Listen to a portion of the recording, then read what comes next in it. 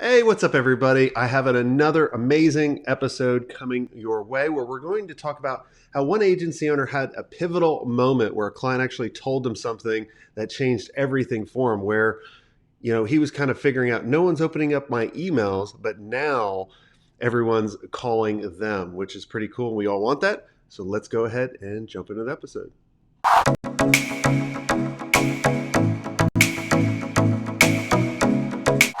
Hey, Ryan, how's it going? Hey, man. It's going Wow. good. Thanks for having Good. me. Awesome. Well, thanks for coming on the show. So tell us who you are and what do you do?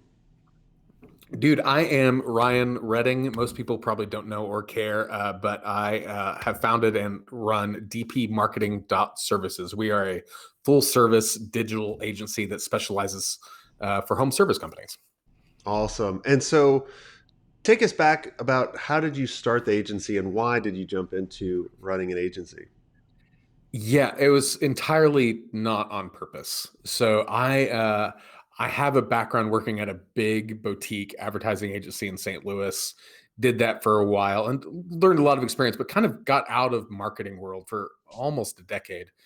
It was just kind of out of sight, out of mind, and moved on to a different life.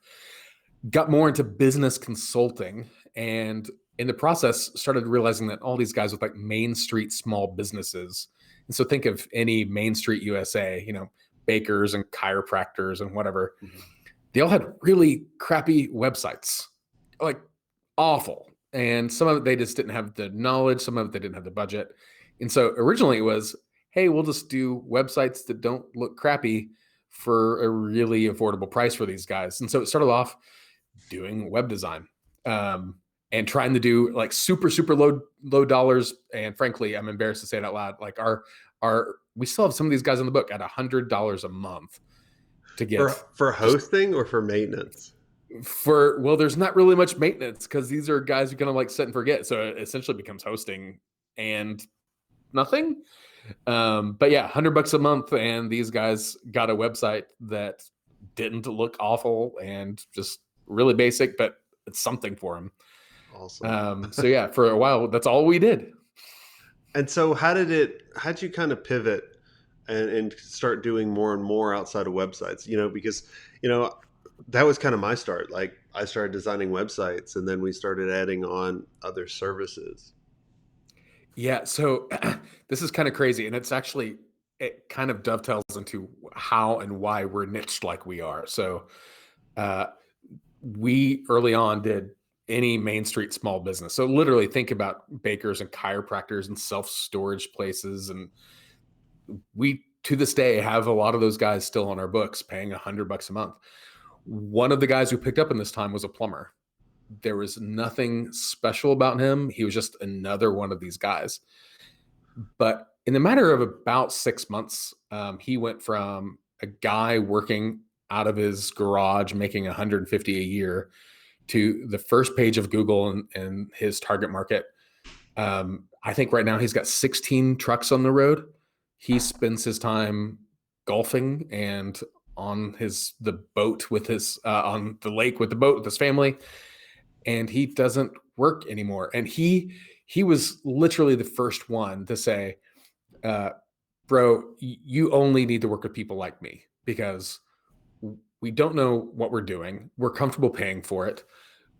You can obviously do what you say you're going to do. You should totally do it." And he kind of lumped in HVAC. But the crazy part is as he grew, he literally started paying me more money without me asking for it.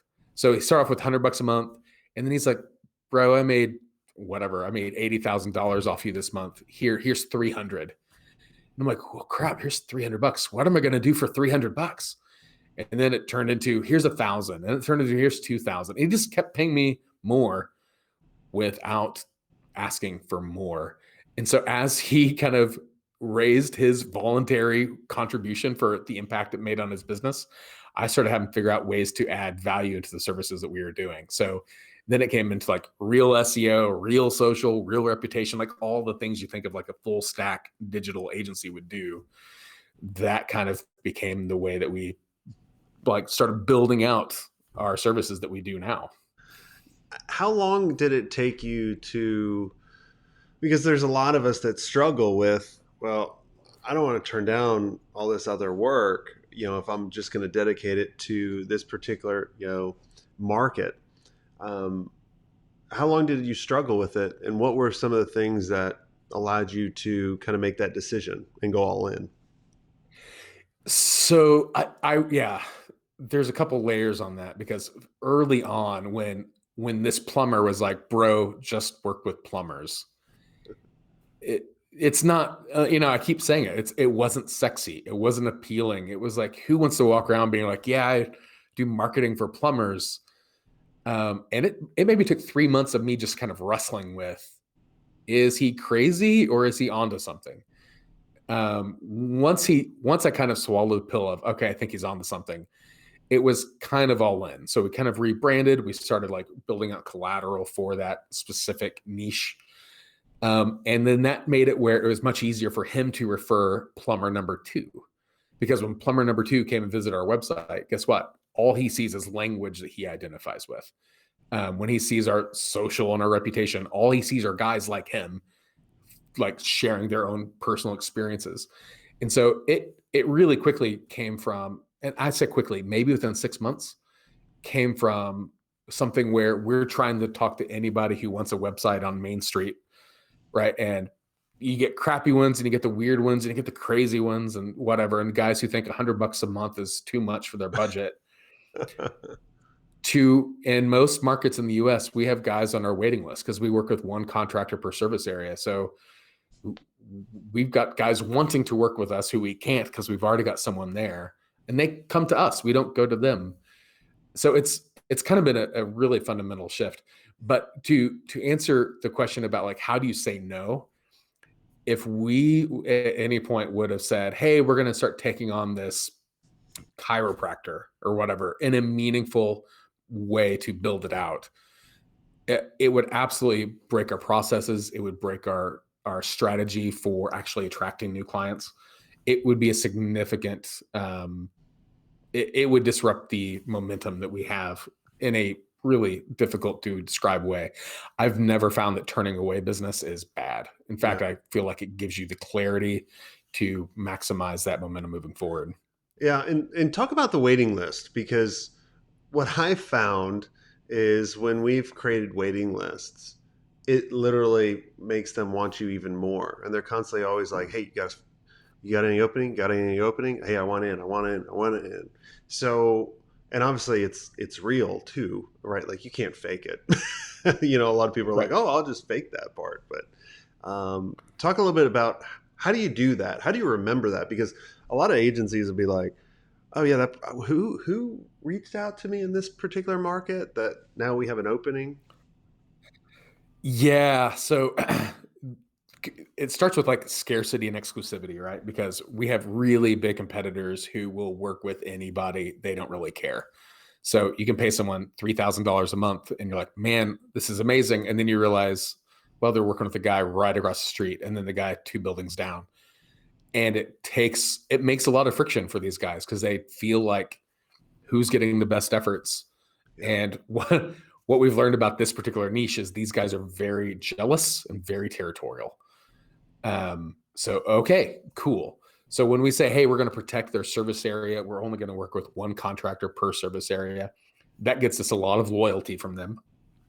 When guys in their market reach out to us, we notify the guys we're already working with. Hey, so-and-so reached out. Don't worry about it. We're not going to talk to them. We just want to let you know you're getting noticed.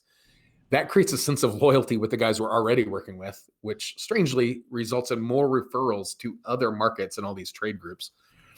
But the guys who we say, hey, we can't work with you. And they're like, well, what if you did this, this, and this? Sorry, we really want to protect our clients' interest. We hope you understand. I know it's not fun to say, but that's the reality. It absolutely creates a sense of respect and integrity with these guys coming in that everyone else feels like second place, right? Because they don't really have that sort of value in the client. So I'm I'm a digital hoarder. So I literally track all this in just Gmail. So when someone comes in, it gets logged into our system. But when I talk to them, I note the email record that has all the lead information. and I say, hey, waiting list for whatever the city is. And so I just kind of can search my Gmail archive pretty quickly to find whatever's there. Gotcha. It's not sexy, but it just goes back to me being a digital hoarder. Now, a lot of people may be thinking too, be like, well, Ryan, why don't you set up a separate brand, in order Yeah, to do the others? What do you say yeah, to them? and that's a good question, and it's something that we've actually are actively debating doing. Probably what we would do is not a separate brand just to kind of do the same model, but just with a different logo and design and whatnot. We'd probably subdivide our niche even further. Hmm. So into like an enterprise level or somebody that actually is a franchise that now we're going to have different rules because we do have to cross markets. So we have like alpha tests in the work of how do we actually structure it where we can cross markets with guys Hmm. we're currently working without the appearance of conflict. But part of it comes down to even how do we structure our teams? Like, how do we let our SEO guys be separate and not share practices or insights? How do we let our PPC guys be separate and not share insights on who's doing what? Yeah. Yeah, but it's a legit fair question that we're trying to figure out how to do. You know what we talk about in the mastermind that you're part of too, that you may want to look at, or people listening in, if you get this exclusivity and you have this opportunity, is find strategic partners that can help with these people. And so you refer them the business since you have exclusivity, but you also get a commission from it. So you're not losing anything. So let's say, like Chris in the mastermind, he'll refer out, he'll get 20%. And he's like, this is awesome. Like, and he refers it to, let's say 3 people. And, he always would talk about, he would be like, hey, we don't want to refer it just to one, because if they have a bad experience, then it's on them because you referred them. But if you refer to them more than one, well, it's their choice. And if they pick the wrong one, well, they can't really blame you because you gave them options. So I always thought that was pretty neat when some of the members were going through that strategy. You may want to steal that too. Yeah, we do that to a certain degree, just not quite. It's more selective. It's like the ones that we refer, we really believe like, hey, these are really great clients that we want the people we're referring to have good success with. The ones that were like, this is a problem client, like nobody wants them, we really don't pass those on. Yeah. Oh, yeah. Definitely. Definitely. Yeah. I remember when we got to a point where we couldn't take on some clients, I would always just be like, look, here's what to look for. We even came up with a packet, and we were like, here's all the questions to Oh, ask that's the people interesting. that we're referring to. So then when we would, you know, uh, whenever they kind of made it upscale and they would come back to us, then we would crush it. Because Yeah, they were interesting. always like, their goal was to get back to us. Yeah, interesting. Kind of like what you set up, because you're like, you elevate them so high.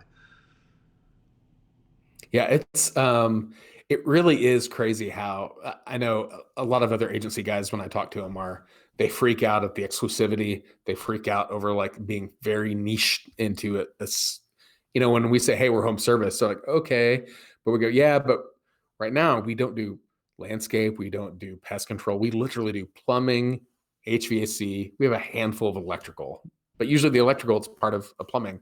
You know. To have that sort of like very narrow, very streamlined laser focus, even with the way you do referrals, like it absolutely makes everything else easier. And you can charge a lot more too with exclusivity. I mean, you can charge really whatever you want. Yeah. Like, do you find that sometimes people come to you and then you're just like, oh man, like this happened to me one time. We were doing, what was the client? I won't say the name, but they did the buses to the airport. So they would restructure all the buses, like with the TVs and all the things. And we were working this with this one client. I think they were paying us like 5K a month. And I remember the big competitor came along and was like, hey, we want to work with you. And so then they were like, we'll pay you 10K and we want this. So what we did was we went to our original client and said, hey, if we can grow your account to 10K and we'll do this, this, and this, we'd like to help you. But if not, we're going to have to cancel and go this way. And we were able to kind of keep elevating, doing that, over and over. Yeah, that's clever. Which was always, you always had a backup. Right.